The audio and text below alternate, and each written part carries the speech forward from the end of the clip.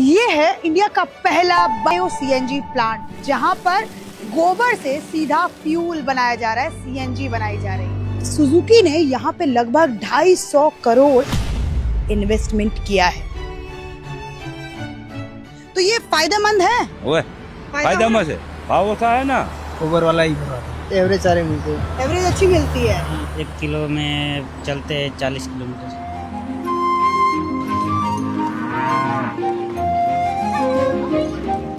यहाँ 3.5 लाख केजी गोबर जो है वो रोज प्रोसेस किया जाता है। तो गोबर को प्रोसेस करके हम उसको सोने जैसा बना देते हैं। क्या आप सोच सकते हैं यही गोबर आपकी आने वाले भविष्य में गाड़ी को चलाएगा, यही गोबर आपके घर के चूल्हे को जलाएगा, और शायद ऐसा भी हो सकता है फ्यूचर में कि यही गोबर हमारे सऊदी अरेबिया के निर्भरता, जो हमारी तेल को लेकर के निर्भरता है, कच्चे तेल को लेकर के निर्भरता, उसको भी खत्म कर सकता है। बनास।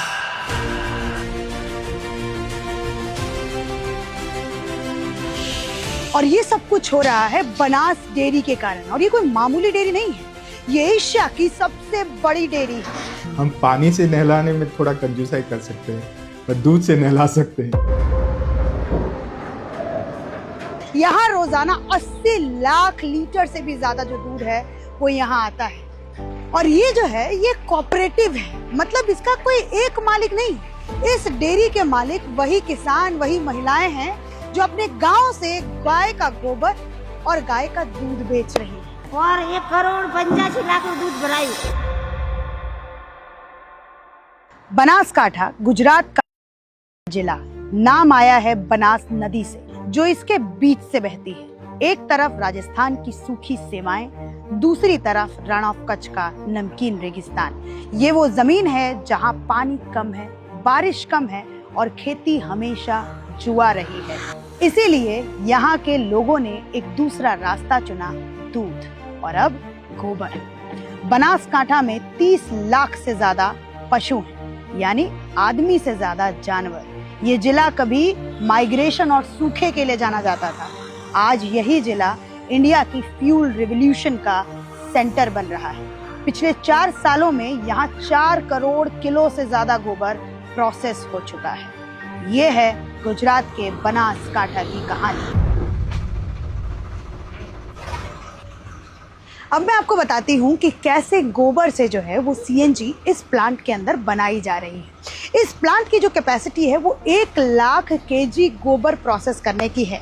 ये प्लांट अगथला में है। सबसे पहला जो प्रोसेस होता है, ऐसे ट्रैक्टर्स में से आसपास के 17 गांवों से गोबर को इकट्ठा किया जाता है। फिर उसके बाद सबसे पहला जो प्रोसेस होता है, सारे ये जो सॉलिड आपको दिख रहा है गोबर, इसको जो है सबसे पहले स्लरी बनाने के लिए, ताकि मशीन अच्छे से, जो स्लरी वाली मशीन है वो अच्छे से वर्क कर सके, इसलिए इसमें पानी मिला करके इसको लिक्विड के फॉर्म में बनाया जाता है। उसके लिए इसके अंदर मशीन चलती है और इसी स्लरी को जो है वो पाइप के थ्रू जो है वो उस बड़े डाइजेस्टर में, जिसकी 75 लाख केजी गोबर रखने की कैपेसिटी है, उसके अंदर पाइप के थ्रू जो है वो भेजा जाता है। तो आइए मैं आपको डाइजेस्टर के पास लेकर के चलती हूँ। स्लरी बनने के बाद इस 75 लाख केजी कैपेसिटी वाले डाइजेस्टर में वो स्लरी आती है।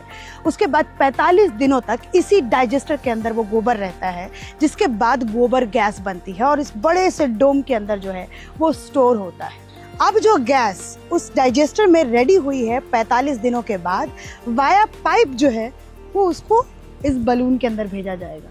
अब वो जो आपने बलून के अंदर गैस देखी है, जिसमें 60% मीथेन गैस थी, उसको यहाँ पर प्योर किया जाता है और 98% मीथेन गैस बनाया जाता है, जिसके बाद वो गाड़ियों में फिल करने के लिए रेडी होती है।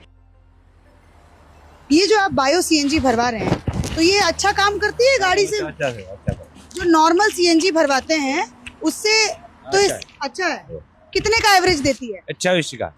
28, मतलब 1 केजी में आपको 28 किलोमीटर का एवरेज देती है ये। हमारा कम चाला है बाजू में।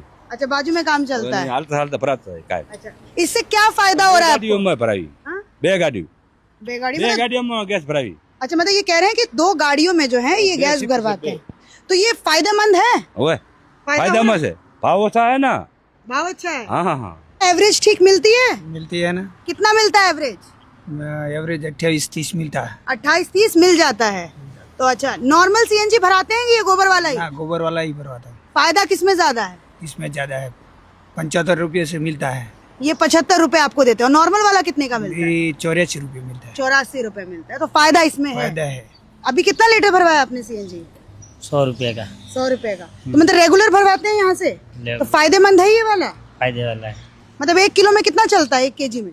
1 किलो में चलते 40 किलोमीटर। 40 किलोमीटर चलता है। तो मतलब फायदेमंद है ये वाला। क्या नाम है आपका? भरत। हाँ, भरत। भरत। तो आप रेगुलर यहाँ से फिल करवाते हो? हाँ, रेगुलर। अच्छा, क्या फायदा है आपको यहाँ पे फिल करवा के? इधर मिलती है, एवरेज सारे मिलते हैं। एवरेज अच्छी मिलती है और दूसरे सीएनजी से सस्ता भी है। हाँ, सस्ता है। ठीक है। अब एक बात आप नोटिस करिए कि यहाँ पर आप ज़्यादातर देखेंगे जो भारत के अंदर जो सीएनजी गाड़ियों का जो मार्केट है उसमें 70% जो है वो मारुति सुजुकी का मार्केट है। मतलब जो भारत के अंदर सड़कों के ऊपर जो 70% सीएनजी गाड़ियाँ चल रही हैं वो मारुति सुजुकी की है। तो अब सवाल सबसे बड़ा ये उठता है, क्या सुजुकी ने यहाँ पर 250 करोड़ लगा करके कोई चैरिटी किया है? तो आंसर है बिल्कुल नहीं।